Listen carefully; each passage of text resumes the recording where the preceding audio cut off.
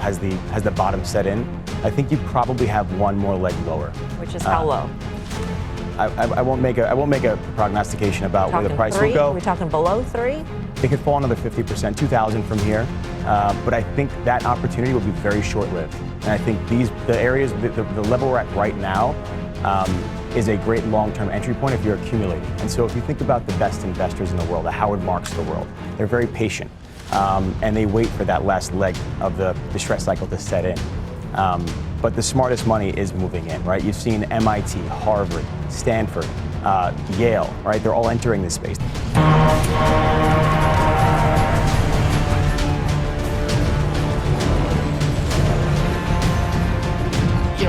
Is Ripple going after that, or is the industry and the ecosystem at large? The novelty and the transformative thing that blockchain technologies allow is for two counterparties who don't necessarily have trust to settle a transaction without a central counterparty. So you start to say, okay, what's the implication of that at large? And you say, well, who are the big central counterparties on the planet? And Visa would certainly be one of them. So what is the implication of blockchain technologies to Visa? Well, if I were Visa, I'd be paying a lot of attention to what's going on in the blockchain technology world. And certainly, given Ripple's focus on payments and the performance, we're able to deliver Visa-like scale with Ripple's technology today.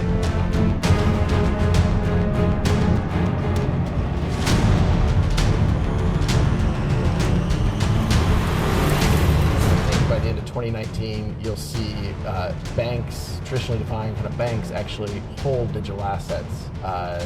I think that's only a matter of time, and I think banks are profit-motivated entities, and to the extent they see an opportunity to grow their business, I think you're going to see banks lean in on that. She's ours, Flint! She's ours! First we get the buzzards off her back!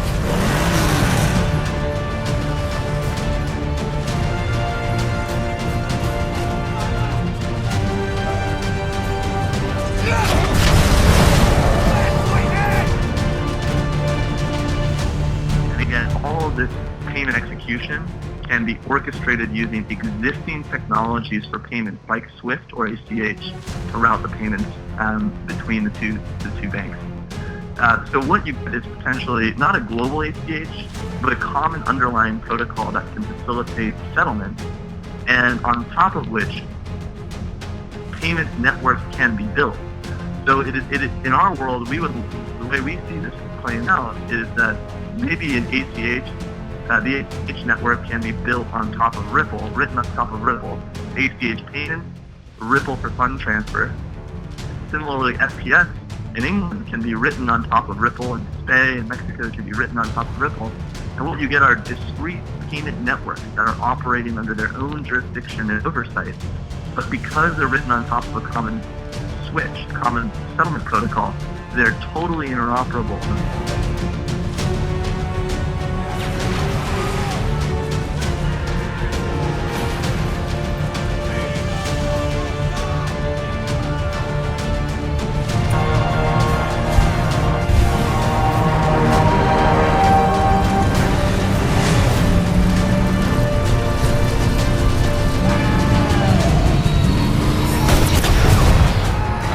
To Citi, we'd hope eventually, again, full disclosure, they're not a partner and they're not integrated to Ripple yet. We hope they will be at one point. But that you go online, and I got some family in India, and I want to send them $20, maybe so part of some tips that I got yesterday. And suddenly now you'll be able to send it. It would basically be received maybe in practically full value.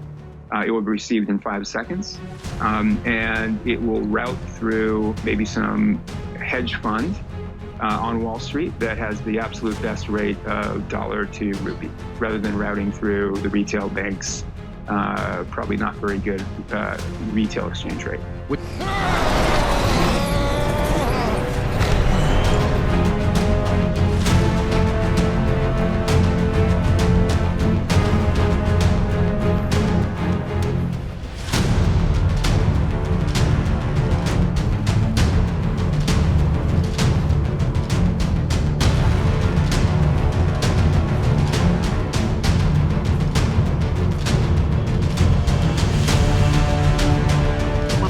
doing with our technology is much faster and payments, and with a lower cost, with a much higher certainty for the settlement. So actually, our customers, our financial institutions, and also their end customers are very, very happy with the service. And since we partnered with these financial institutions and introduced these new payment services, the payments volume actually increased 3x over the first 3 months. So this means it's really win-win situation. It's good for financial institutions and also end customers. And even though the payments cost and fees can be lower, because the payments volume increased significantly, so it's basically overall our customers were able to increase their business significantly.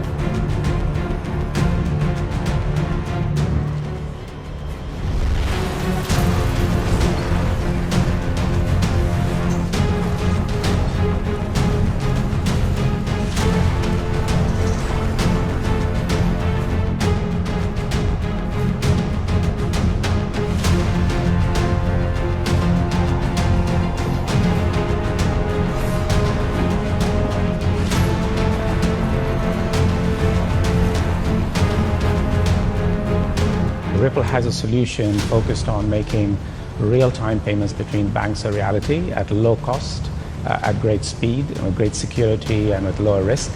But to have 47 banks sign up for a service in just one country is unprecedented.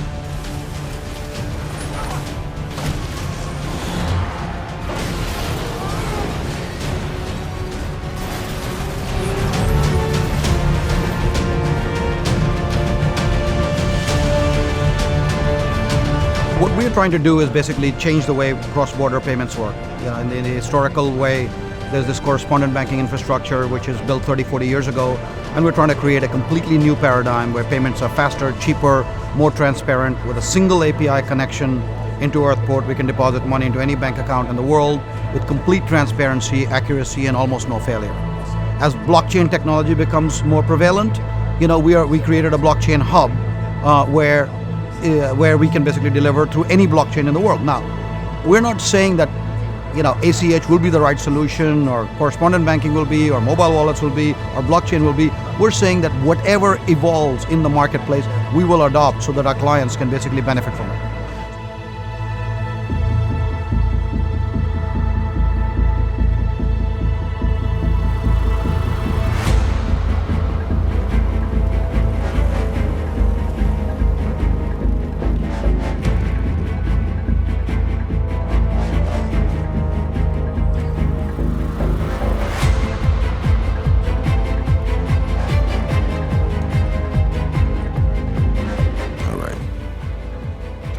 This is your way home.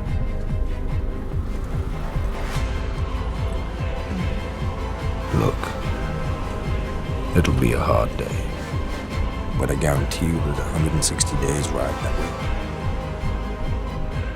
There's nothing but salt.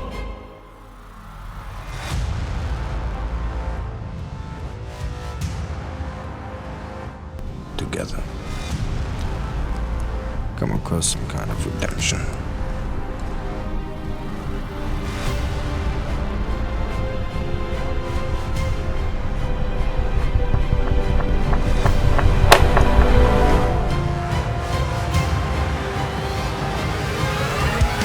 If I have learned anything in my time traveling the world, it is the power of hope. The power of one person. A Washington, a Lincoln, King, Mandela, and even a young girl from Pakistan, Malala. One person can change the world by giving people hope. So if you want to change the world, start each day with a task completed. Find someone to help you through life. Respect everyone. Know that life is not fair and that you will fail often. But if you take some risks, step up when the times are the toughest, face down the bullies, lift up the downtrodden, and never ever give up. If you do these things, the next generation and the generations that follow will live in a world far better than the one we have today. And what started here will indeed have changed the world for the better.